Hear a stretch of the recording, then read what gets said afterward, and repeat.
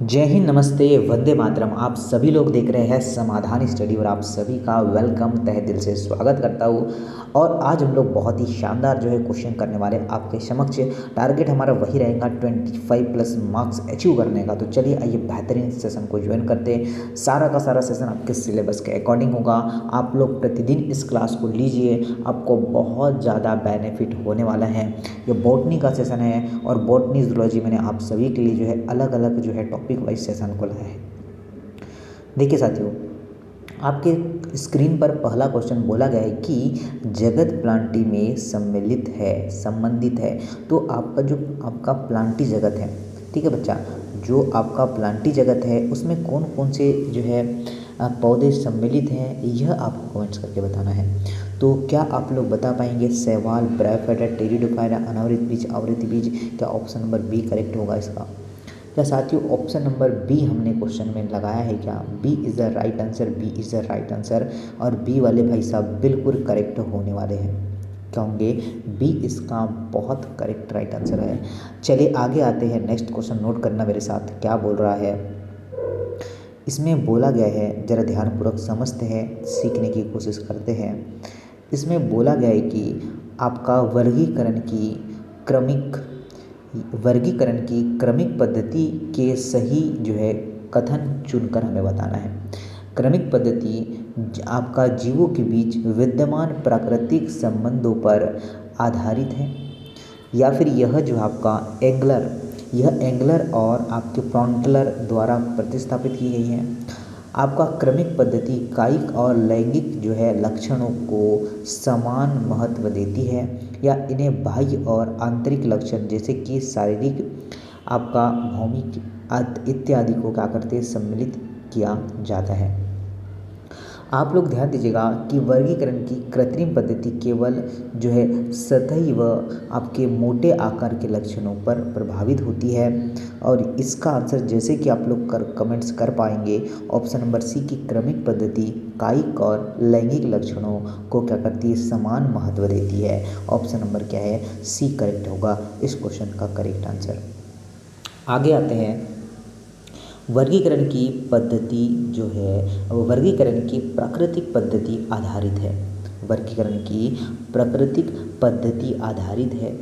देखिएगा, आपका संरचनात्मक और आपका संरचनात्मक भौतिकी पर बिल्कुल सत्य है, पादप रासायनिक पर बिल्कुल सत्य है, और शारीरिक पर तो ऑप्शन नंबर आपका डी करेक्ट होगा। ठीक है साथियों, क्या राइट आंसर होगा? डी इस क्वेश्चन का बिल्कुल करेक्ट आंसर होता है। चलिए आइए नेक्स्ट क्वेश्चन देखते हैं, क्या बोला गया है। वर्गीकरण की जातिवर्ती पद्धति आधारित है।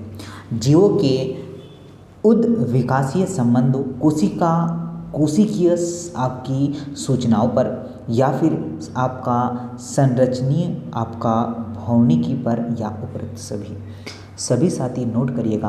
आपका राइट आंसर होने वाला है ऑप्शन नंबर ए। ठीक है, गलती से भी ऑप्शन नंबर डी ना करिएगा। ठीक है, क्या होगा राइट आंसर साथियों, नोट कर लेना। राइट आंसर होगा आपका ऑप्शन नंबर ए। क्या होगा साथियों? ऑप्शन नंबर ए, जीवों के आपका उद्विकासीय संबंध। चलिए आते हैं आगे। नेक्स्ट क्वेश्चन की बात करें। निम्नलिखित नीचे दिए गए युग्मकों में से सही युग्मक को आपको छांटना है। वर्गीकरण की कृत्रिम पद्धति आपका एंगलर वाट आपका फ्रंटलर ने दी, या फिर आपका वर्गीकरण की प्राकृतिक पद्धति बेंतर और हुकर ने दिया था। वर्गीकरण की जाति वृत्तीय पद्धति लिनियस ने दिया था, या फिर जाति वृत्तीय वर्गीकरण अरस्तु ने दिया था। आपको ध्यान रखना है। तो देखिए सारे बच्चे साथ में ध्यान दिएगा कि प्राकृतिक वर्गीकरण पद्धति है, यह सर जी किसने दिया था? यह दिया था आपके बेंतर और हुकर ने। किसने दिया था सर जी? बेंतर और हुकर ने दिया था। ये दो वैज्ञानिक आप लोग को नाम ध्यान में रखना है। ओके, चलिए आगे बढ़ते हैं, अगले क्वेश्चन को देखते हैं। अगला क्वेश्चन कौन सा है? नेक्स्ट क्वेश्चन साथियों आपके समक्ष आ चुका है। क्या बोला गया है, जरा लैंग्वेज को समझते हैं। इसमें बोला गया है कि कोशिकीय सूचना गुणसूत्रीय संरचना और उनके व्यवहार पर आधारित वर्गीकरण कहलाता है। आणविक जो है वर्गीकरण, कोशिकीय वर्गीकरण, रसायन वर्गीकी या फिर गुणसूत्रीय वर्गीकी, आपको यह बताना है। तो साथियों बताइए क्या राइट आंसर बन सकता है। क्या आप जो है आंसर कर पा रहे हैं आणविक वर्गीकरण या फिर कोशीय वर्गीकरण या फिर वर्गीकी या फिर आपका रसायन वर्गीकी या फिर आपका गुणसूत्रीय वर्गीकी। बताइए आपका राइट आंसर क्या होगा। तो इसका राइट होगा आपका साइटोटैक्सोनॉमी, मतलब कोशिकीय वर्गीकी। ठीक है बच्चा, कितना बच्चा समझ पाए हैं। इसे इंग्लिश में क्या बोलते हैं, साइटोटैक्सोनॉमी। क्या बोलते हैं, साइटोटैक्सोनॉमी। ठीक है बच्चा, तो ये ध्यान रखना है। ये कोशिका के अध्ययन पर आधारित होती है और इसमें आकार, संरचना, गुणसूत्र की संख्या के साथ साथ उसकी अर्धसूत्री विभाजन के गुणसूत्रों के व्यवहार पर भी यह संबंधित होती है। यह आपको नोट करना है। चलिए आते सर जी आगे नेक्स्ट क्वेश्चन देखते हैं। नेक्स्ट क्वेश्चन की बात करें, बोला है कि पादपों के जो है रासायनिक संगठन पर आधारित वर्गीकरण कहलाता है आणविक वर्गीकरण, कोशिकीय वर्गीकरण, रासायनिक वर्गीकरण या रसायन संश्लेषी वर्गीकरण। ये आप सभी को बताना है। तो ये क्वेश्चन तो अभी मैंने आपको करवाया है। रासायनिक वर्गीकी इज अ सत्य आंसर। ठीक है, राइट आंसर सी होने वाला है। आते सर जी अगले क्वेश्चन की ओर। नेक्स्ट क्वेश्चन देखते हैं क्या है। सभी प्रेक्षित लक्षणों के आधार पर वर्गीकरण कहलाता है। संख्या और कूट वर्गीकी, संख्यात्मक वर्गीकी या फिर आपका संख्यीय वर्गीकी या फिर रासायनिक संश्लेषी जो है वर्गीकी। आप सभी को जो है आंसर करके बताना है कि आंसर क्या हो सकता है। मेरे साथ नोट करिएगा, आपने क्या right answer option number B लगाया क्या, संख्यात्मक वर्गीकी। संख्यात्मक वर्गीकी जो कि अब जो है कंप्यूटर की आसानी से उपयोग किया जाता है। चाहे में कंप्यूटरों में भी अब आसानी से इसका यूज़ किया जाता है, आप लोग को ध्यान रखना है। और सभी समरूप जो है विशेषताओं की संख्या पर आधारित होते हैं, यह भी हमें ध्यान रखना है। चलिए सर जी आगे चलते हैं। नेक्स्ट क्वेश्चन नोट करेगा क्या बोला गया है। क्वेश्चन की बात करें, वर्गीकरण की जाति वृत्तीय पद्धति, ठीक है, फिजियोजेनेटिक्स सिस्टम किसके द्वारा दी गई। एंगलर और प्रॉन्टलर, अरस्तु, लिनियस या बेंथर और हुकर ने दिया था। तो जाति वृत्ति वर्गीकरण की पद्धति यह एंगलर और प्रॉन्टलर ने दिया था। किसने साथियों, एंगुलर और प्रॉन्टलर ने दिया था, ये आपको ध्यान रखना है। और यह जो है जीवों के उद्दी विकासीय संबंधों पर आधारित होती है। ठीक है, किस पर सर जी, यह इसके उद्द विकासीय पर आधारित होती है। यह भी हमें ध्यान रखना है, यह भी हमें नोट करना है। आते सर जी आगे नेक्स्ट क्वेश्चन देखिएगा, वर्गीकरण की जाति वृत्ति पद्धति को क्या कहा जाता है। क्या बोला है, सभी बच्चे ध्यान दीजिएगा, क्या बोला गया है। बोला गया है कि वर्गीकरण की जाति वृत्ति पद्धति को क्या कहा जाता है। वर्गीकरण की कृत्रिम पद्धति, वर्गीकरण की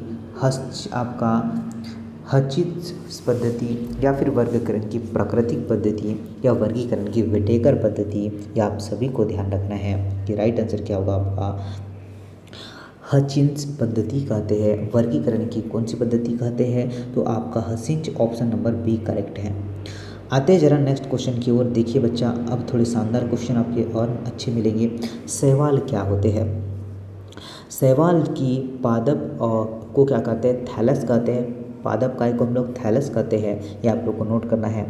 और जो है यह प्रकाश संश्लेषी होते हैं। कैसे होते हैं सर जी, फोटोसिंथेसिस वाले होते हैं, प्रकाश संश्लेषी होते हैं। तो देखिए, पर्णहरिम धारण करने वाले स्वपोषी है और आपका सरल जो है थैलाइट्स वाले होते हैं। क्या आप लोगों ने सी आंसर लगा पाया है क्या।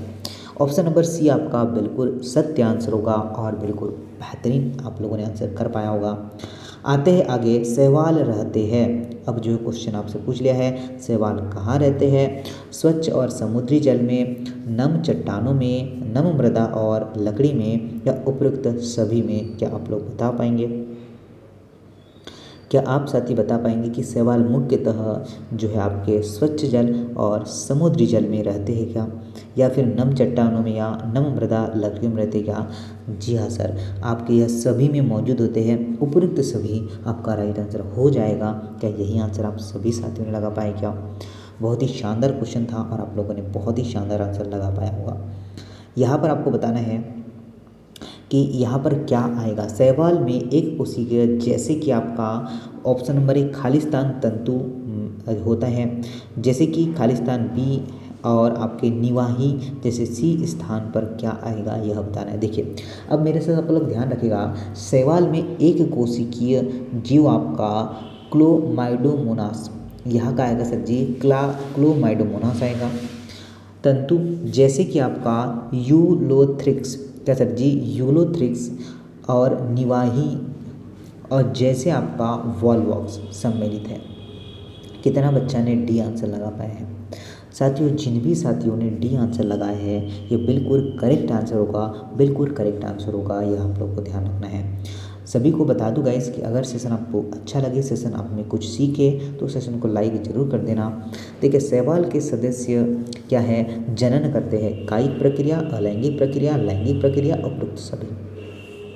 बताइए तो आप लोग क्या मेरे साथ नोट कर पाएंगे?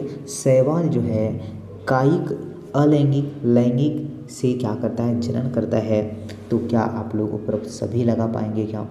उपरोक्त सभी इसका राइट आंसर होने वाला है। कायिक और अलैंगिक प्रकार सामान्यतः अधिक होता है, ठीक है। कायिक और जो है अलैंगिक प्रकार से अधिक होता है, तो आपको ये ध्यान रखना है। होता तो मेजरली सभी से है। शैवाल जो है आपको पता है, शैवाल के अध्ययन को जो है फाइकोलॉजी कहा जाता है, यह भी आप लोगों को पता है। आगे आते हैं, नेक्स्ट क्वेश्चन देख लेते हैं क्या है। शैवाल में कायिक जनन किसके द्वारा होता है? अब यहाँ पर तो जनन तो होता है, पर देखिए इसमें से कुछ थोड़ा क्वेश्चन को घुमा दिया है हमारे लिए कि शैवाल में कायिक जनन किसके द्वारा होता है, यह पूछ लिया गया है। मुकुलन के द्वारा, या फिर आपका जो है एकाई नेट्स के द्वारा, या फिर आपका खंडन के द्वारा, विखंडन के द्वारा, या फिर आपका टेरिडोस्टोक के द्वारा, टेरिडोसिस्ट के द्वारा होता है। तो जनन जो है काय छोटे आपके खंडों में, टुकड़े टुकड़े में होता है, और यही तो सर जी आपका राइट आंसर बन जाएगा ऑप्शन नंबर सी। क्या होता है आपका राइट आंसर? विखंडन होगा, यह आप लोगों को ध्यान रखना है। चलिए चलते सर जी आगे नेक्स्ट क्वेश्चन को देख लेते हैं क्या है। इसमें क्वेश्चन में बेहतरीन सी चीज़ें आपको बताएंगे। देखिए क्या बोला गया है, क्वेश्चन को तो पहले पढ़ लेते हैं।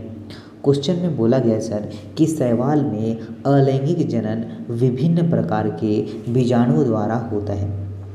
क्या बोला है? शैवाल में अलैंगिक जनन विभिन्न प्रकार के बीजाणुओं द्वारा होता है। सबसे मुख्य प्रकार का बीजाणु कौन सा है?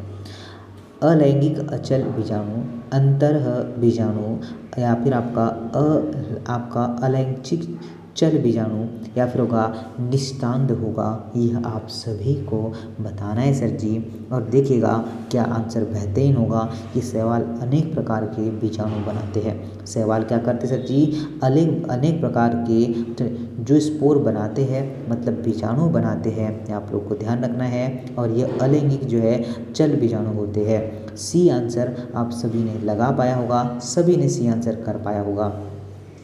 मेरे साथ आइए आगे बढ़ते हैं। नेक्स्ट क्वेश्चन देखिए सर जी क्या है। क्वेश्चन में बोला गया है, जरा ध्यानपूर्वक समझते हैं कि असमय युग्म आपका युग्मिकी क्या है? असमयुग्मिकी का जो है पदार्थ दोनों युग्मक होते हैं।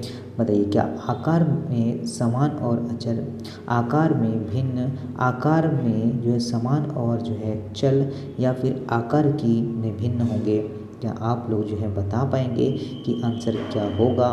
बेहतरीन सा आंसर है, शानदार सा आंसर है कि आपका असमयुग्मी का अर्थ जो है आकार में भिन्न युग्मकों का संलयन। क्या सर जी हमने ऑप्शन नंबर जो है बी लगाया है क्या? बी वाले बिल्कुल सत्य है, बी वाले बिल्कुल सत्य है कि असमयुग्मिकी आपका बिल्कुल सत्य आंसर होने वाला है। नेक्स्ट पर आते हैं, जरा ध्यान दीजिए नेक्स्ट क्वेश्चन क्या बोल रहा है।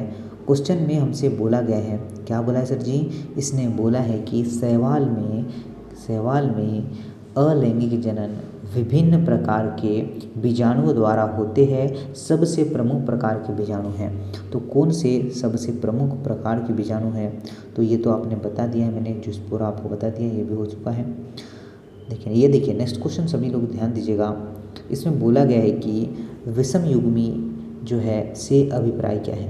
आपकी जो है गेम्स से जो है अभिप्राय क्या है, यह हमसे बोला गया है। तो देखिए, यहाँ पर आपको ध्यान रखना है कि समान आकार के मादा और नर युग्मकों में मध्य जो है संलयन, एक बड़े विशाल मादा युग्मक के छोटे अचल नर युग्मकों में जो है आपका मध्य संलयन, या फिर एक बड़े मादा युग्मक और एक छोटे जो है चल नर युग्मक के मध्य संचलन।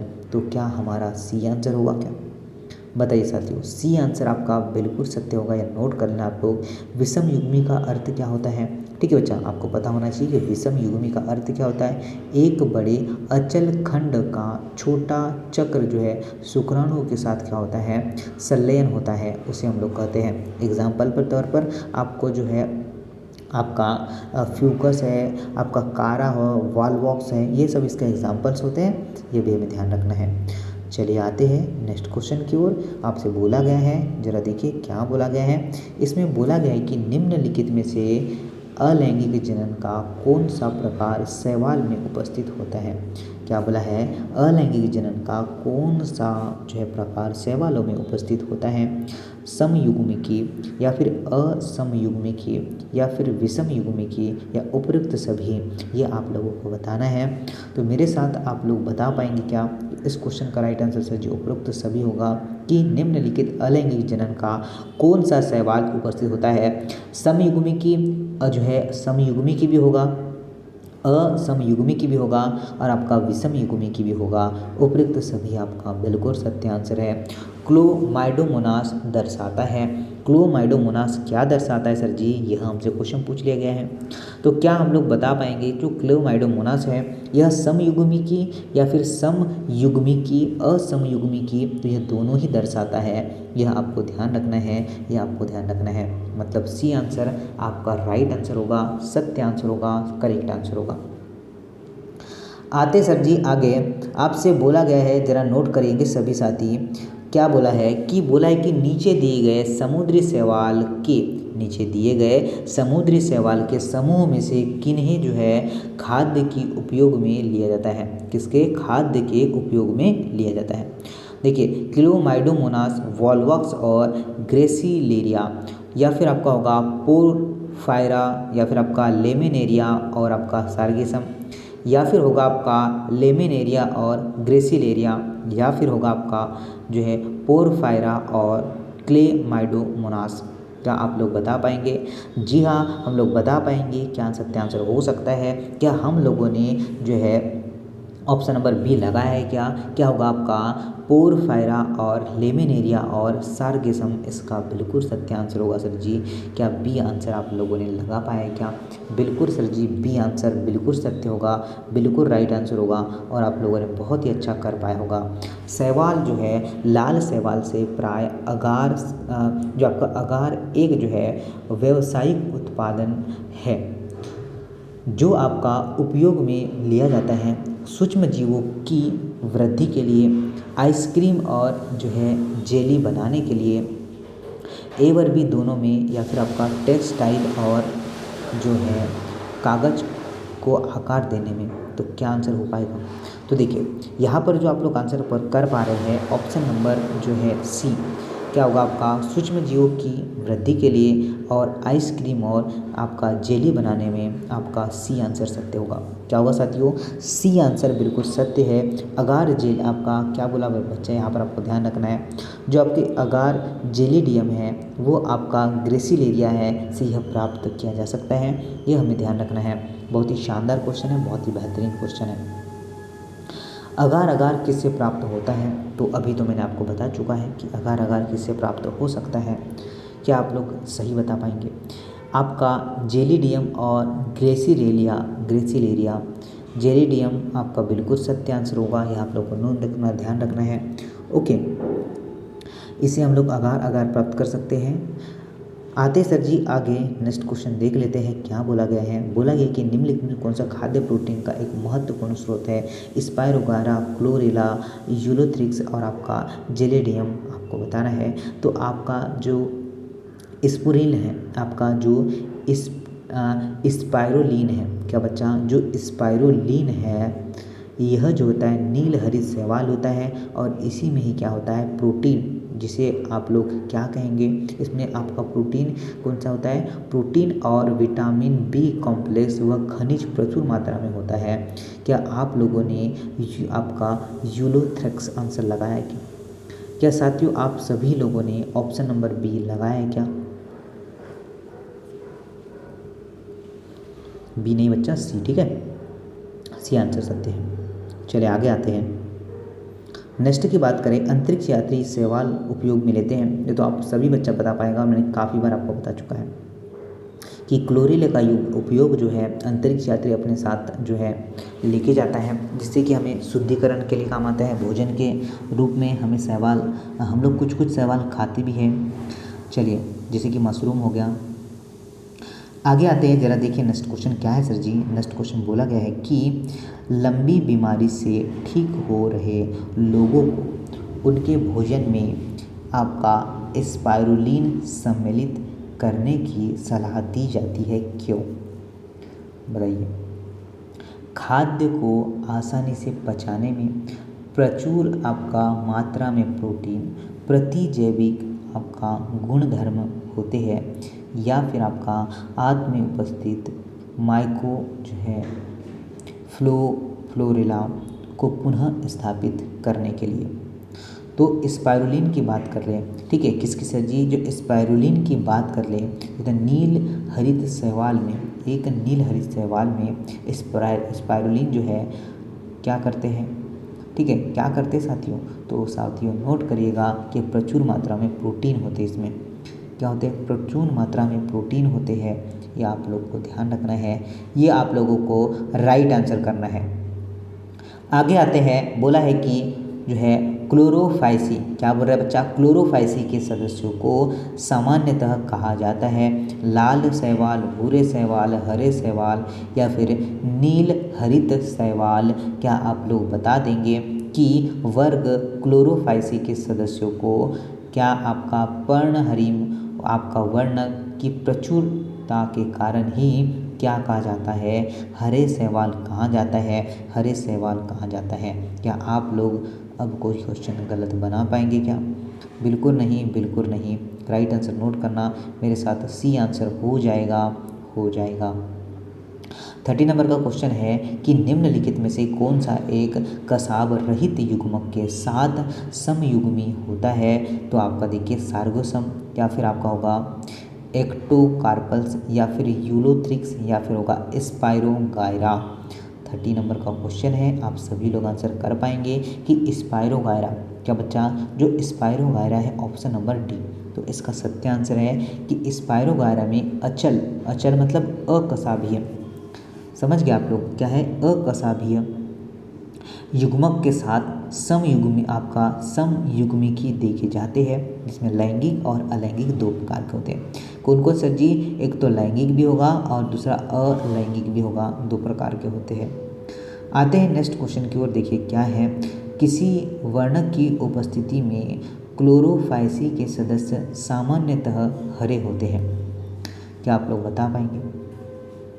ठीक है, देखिए बोला गया है कि किस वर्णक की उपस्थिति से क्लोरोफाइसी के सदस्य सामान्यतः हरे होते हैं? बताइएगा, पर्णहरिम ए, पर्णहरिम बी, पर्णहरिम ए बी या पर्णहरिम सी? बताइए साथियों क्या आंसर होगा। तो वर्ग क्लोरोफाइसी के पौधे जो है हरित लवक में उपस्थित पर्णहरिम ए और पर्णहरिम बी वर्ण के कारण हरे होते हैं। क्या हमारा सी आंसर हो जाएगा क्या सर? सी आंसर बिल्कुल सत्य है, बिल्कुल सत्य है। आगे आते हैं, नेक्स्ट देखते हैं क्या है कि वर्ग क्लोरोफाइसी के सदस्य में किस प्रकार का हरित लवक उपस्थित होता है?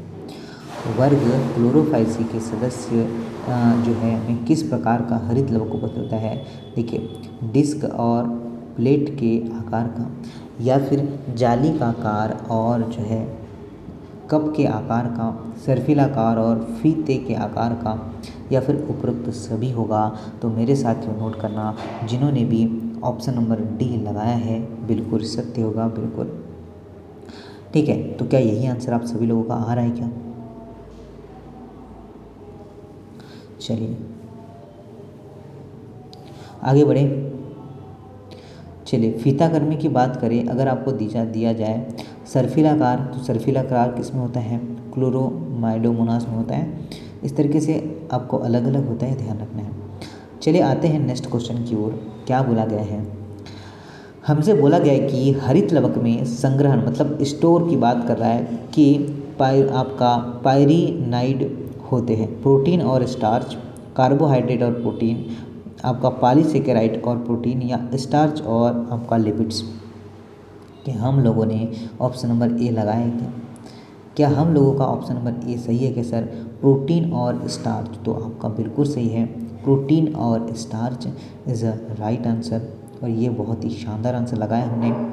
नेक्स्ट क्वेश्चन की बात करें कि वर्ग क्लोरोफाइसी की झिल्ली में कितने आपका पायरीनाइड्स उपस्थित होते हैं? एक, दो, एक से अधिक, या फिर बात करें पायरीनाइड्स उपस्थित होते हैं? क्या आप लोग बता पाएंगे कि क्लोरोफाइसी के अधिकतर सदस्यों में हरित लवक में एक से अधिक संग्रहण काय होते हैं? एक से अधिक। क्या आप लोग सी आंसर कर पाएंगे क्या? क्या साथियों सी आंसर आप सभी ने लगा पाया है क्या? सी आंसर बिल्कुल सत्य होगा, बिल्कुल करेक्ट होगा, ये आप लोगों को ध्यान रखना है। और यही आज का अंतिम और लास्ट क्वेश्चन था। 34 क्वेश्चन किया है हमने। आपको बताना है कि इसमें कितने मार्क्स आपने अचीव किया है और कितना जो है आप लोग इस क्वेश्चन से सीख पाए हैं। तो मिलते हैं ऐसे ही नेक्स्ट क्लास में, नेक्स्ट वीडियो में। जय हिंद, अपना ख्याल रखिएगा। वंदे मातरम।